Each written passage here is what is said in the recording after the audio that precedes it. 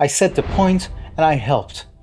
If they listened, it would have solved the freaking problem. Why did it fail? Why they just ignored it? How many times you had this conversation with yourself? Most conversations fail because you are talking on a wrong level. What do I mean by that? Think of a conversation like a building with 4 floors: feeling, trust, facts, plans, or strategy. Problems happen when you talk on the top floor, while the other person still on the ground floor. It means emotions never got airtime. You give facts, they want comfort. You give plans, they want to feel safe. When emotions are active and ignored, even good words feel cold and unsafe. Hey, Saman here. Welcome to Restless Authority. By the end of this video, you will know why good words still don't work sometimes, and how to fix a conversation while it is happening, not an hour later in your head. I learned this from work, friends, and family fights, and even silly arguments that should not have been an argument in the first place. And now I help people solve them in their life and in their work. Conversation has 4 levels: emotional, relational, factual, and strategic. Today, I will show you these 4 simple levels of conversation and how to spot them and how to respond without making things worse. So let's begin. Ever noticed how advice feels annoying when you are upset? Yeah, I bet you remember at least once. You know, feelings are not all the time looking for resolution. Things like sadness, angriness, being scared, being excited, or being tired. So, how to spot it? Well, if you feel the urge to explain fast and answer, or if you notice their face change or go quiet after your advice, or when the talk turns tense even though you meant well and they start a fight, these are the symptoms. A study in the Journal of Experimental Psychology in 2011 showed that when people feel stressed, their brain have a harder time understanding logic. So name the feeling, but do not solve the problem.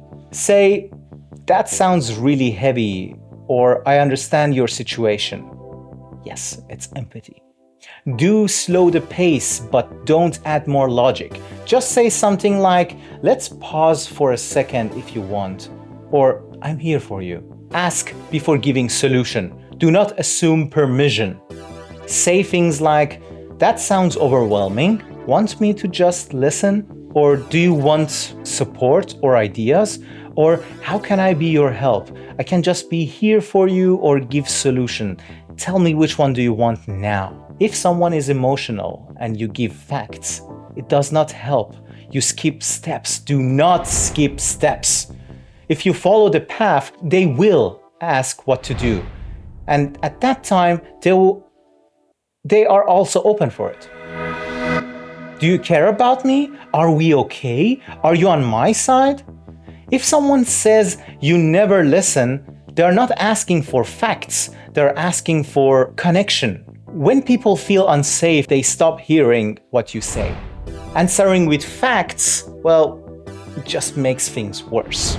It's all about trust. Here, fact still fails. So how you spot this happening? If you feel misunderstood, and push harder, or you notice defensiveness, sarcasm, or silence, or when the talk becomes about who's wrong, not what matters, then this is not about fact, it's about trust, it's about relation.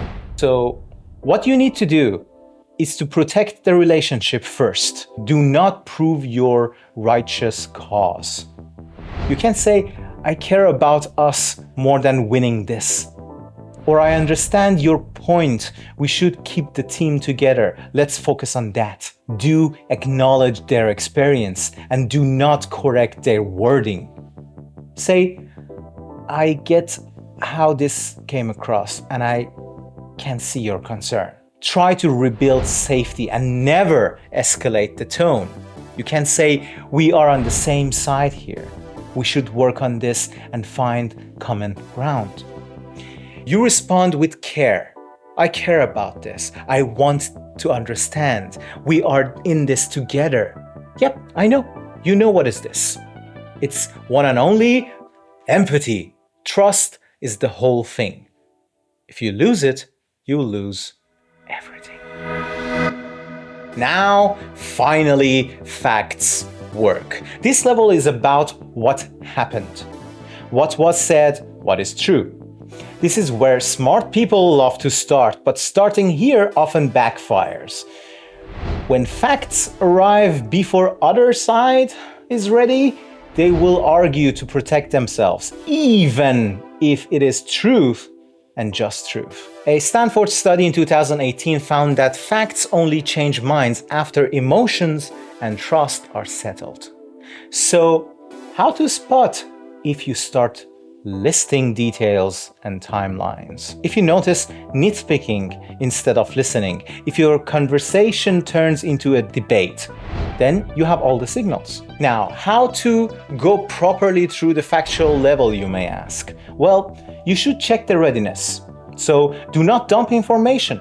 You may say, "Can I share what I'm seeing?" Wait for their answer. See if they're ready. And then share one fact only. Even if you have 100 points and all are true, you will just share one. Just one. You do not over-explain and will wrap it around this sentence. One thing stand out for me was... Then stay curious. Do not prove correctness. Otherwise, you are back to square one. You can say, "What part feels off to you?" Or "Tell me what part I didn't get or you see I missed." And last, and the most important part, is invite for collaboration. So do not try to corner them. Yes, you were right, but you want to have a success story, right? If yes, then you can say, "Let's look at this together and see if we are right." Facts are powerful, just not at first. They are tools, not weapons. When people are not emotionally and relationally settled, plans feel controlling instead of helpful. This is about next steps, plans, strategy, options. What should we do now? This level only works when the other three are calm.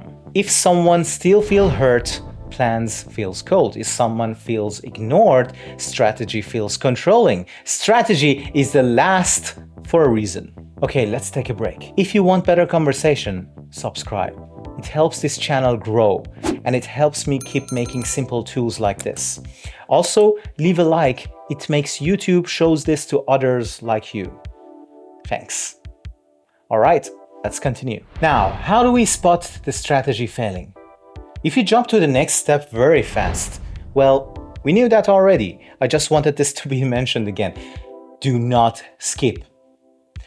If you hear silence after your plan, if the plan gets ignored or resisted on the spot without them even thinking about it, these are the symptoms. So what should we do? Is check readiness first. Do not push the plan. Ask, are you ready to think about the next step? Offer options and do not decide alone. Say, we have a few paths I want to choose together. Slow the future. It can be overwhelming. And their brain is not like you have all the answers yet. Do not rush for certainty. You can say, we can figure this out step by step. Or I'm here with you. We can do this together, one step at a time. Remember, a plan without readiness feels like a pressure. Now, I have a small story of all levels.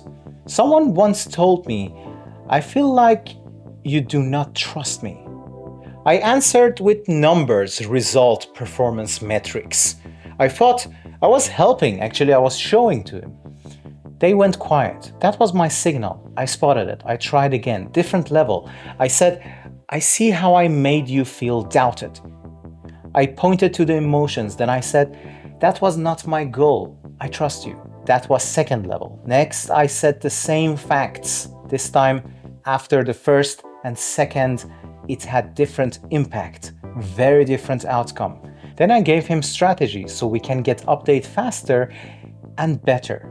And also, I told him that this will not happen again. If you remember one thing, remember this: fix the levels before fixing the message. By the way, comment one conversation that went wrong, and if you want more videos like this, watch my other videos on my channel. See you there.